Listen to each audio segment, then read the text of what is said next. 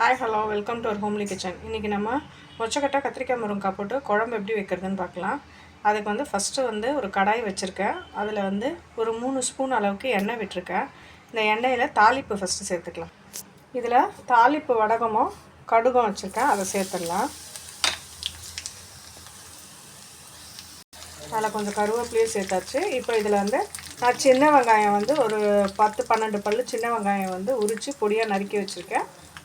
அதுவும் பூண்டும் வந்து பொடியாக நறுக்கி வச்சுருக்கேன். அது ரெண்டும் கலந்துருக்கேன். அதை ஃபஸ்ட்டு சேர்த்துலாம். நான் ஒரு கையில் ஃபோனை பிடிச்சிக்கிட்டு ஒரு கையில் சமைக்கிறதுனால நான் வெங்காயம் சேர்த்துட்டு பண்ணிக்கிறேன். இப்போ வெங்காயம் கொஞ்சம் நேரம் வதங்கட்டும். ஒரு பெரிய சைஸ் தக்காளி 3 தக்காளி பொடியாக நறுக்கி வச்சுட்டு இது வதங்கினோடனே அது சேர்த்துடலாம். வெங்காயம் நல்லா வதங்கிடுச்சு பாருங்கள். முக்கியமாக இந்த குழம்பு பொறுத்த வரைக்கும் வதங்கிறது தான் மெயின். நீங்கள் அரைச்சி ஊற்றி வதக்கினா அது ஒரு டேஸ்ட் வரும். பொடியாக அரிஞ்சு போட்டு வதக்குனீங்கன்னா அது ஒரு டேஸ்ட்டு கொடுக்கும். நீங்கள் வேணால் ட்ரை பண்ணி கூட பாருங்கள். இப்போது தக்காளி சேர்த்தாச்சு. இது 3 பெரிய சைஸ் தக்காளி. இது போட்டோடனே கொஞ்சம் சால்ட்டு சேர்த்துட்டு தட்டு போட்டு மூடி வச்சிடலாம். சால்ட்டோ கல்லுப்போ எது வேணாலும் சேர்த்துக்கலாம். சேர்த்துட்டு கொஞ்சம் தட்டு போட்டு மூடி வச்சிடலாம். இது கொஞ்சம் தண்ணி விட்டு வதங்கிடும்.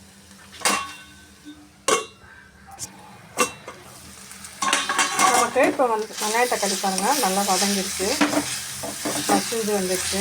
வதங்கி இந்த ஸ்டேஜில் வந்து இங்கே வந்து கத்திரிக்காய், முருங்கைக்காய், அதுக்கப்புறம் உருளைக்கிழங்கு இதை வந்து நல்லா சேர்த்துடலாம். இது 3 அரிஞ்சு வச்சுருக்கேன். சும்மா எல்லாமே 2 கத்திரிக்காய் போட்டிருக்கேன், ஆஃப் முருங்கைக்காய் போட்டிருக்கேன். அதுக்கப்புறமேட்டு உருளைக்கிழங்கு சின்னதாக 2 உருளைக்கிழங்கு போட்டிருக்கேன். எல்லாமே கட் பண்ணி தான் சேர்த்துருக்கேன். இப்போ இதில் கொஞ்சம் மஞ்சள் பொடி சேர்த்துக்கலாம்.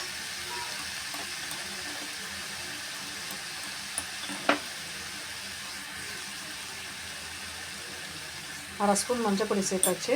இப்போ ஒரு 2 நிமிஷம் இது வதங்கட்டும், மூடி வச்சிடலாம். மொச்சை வந்து நான் ஆல்ரெடி வந்து நைட்டே ஊற வச்சுட்டு இப்போ காலையில் வந்து ரைஸ் குக்கரில் 7 மினிட்ஸ் வச்சு வேக வச்சுருக்கேன். இது கொஞ்ச நேரம் மூடி போட்டு வச்சிடலாம். அதுக்கப்புறம் அதை இதில் சேர்த்துடலாம். இப்போ காய் கொஞ்ச நேரம் மூடி வச்சாச்சு, ஒரு 3 நிமிஷம். இப்போ வேக வச்சுருக்கேன். அந்த பாருங்கள், அந்த தண்ணியோட சேர்த்துடலாம். ஏன்னா காயும் ஒன்றும் வேகலை இல்லையா, அதனால் அந்த தண்ணியோட இந்த மொச்சக்கொட்டையை சேர்த்துடலாம். நல்லா வெந்திருக்கு பாருங்கள்.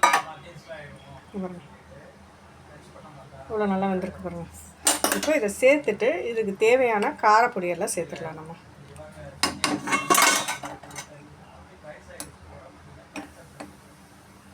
2 ஸ்பூன் வந்து மிளகாத்தூள் சேர்க்குறேன். நான் 2 ஸ்பூன் மிளகாத்தூள் சேர்த்துட்டு, இது வந்து வீட்டில் அரைக்கிற குழம்பு மிளகாத்தூள், அதனால் 2 ஸ்பூன் சேர்த்துருக்கேன். இதுக்கு மேலே தனியாத்தூள் அதெல்லாம் சேர்க்க வேண்டாம். இதுவும் வந்து வீட்டில் அரைச்ச சாம்பார் பொடி. இங்கே பாருங்கள், இது வந்து ஒரு அரை ஸ்பூன். இதையும் சேர்த்துட்டு தேவையான குழம்புக்கு தேவையான அளவு உப்பு சேர்த்துடலாம். அப்புறமேட்டு கிச்சன் கிங் மசாலான்னு ஒன்று இருக்குது. அது வந்து வச்சுருந்திங்கன்னா சப்போஸ் இறக்கும்போது ஒரு அரை ஸ்பூன் சேர்த்துக்கலாம்.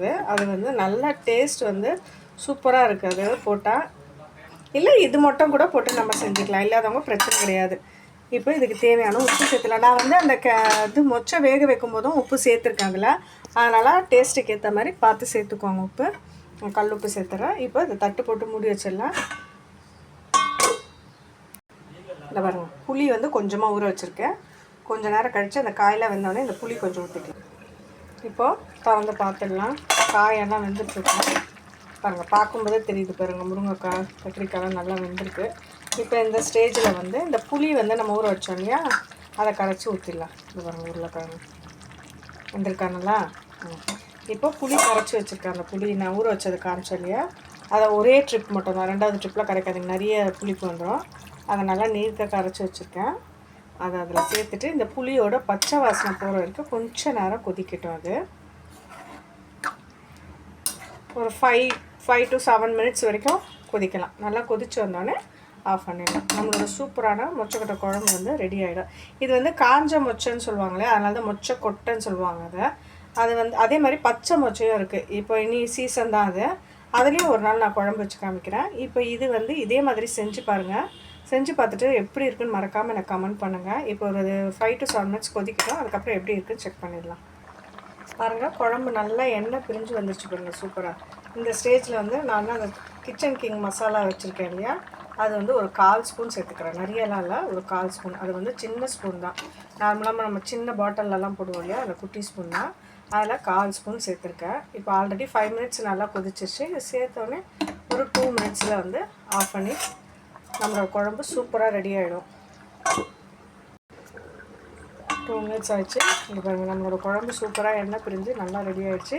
இந்த ஸ்டேஜில் ஆஃப் பண்ணிவிட்டு சாப்பிட்லாம். நம்ம எப்படி இருக்குன்னு ட்ரை பண்ணி பாருங்கள். இதே மாதிரி செஞ்சு பார்த்துட்டு மறக்காமல் என்னோடய சேனலுக்கு கமெண்ட் பண்ணுங்கள். பிடிச்சிருந்தா லைக் பண்ணி ஷேர் பண்ணி சப்ஸ்கிரைப் பண்ணுங்கள். பாய்.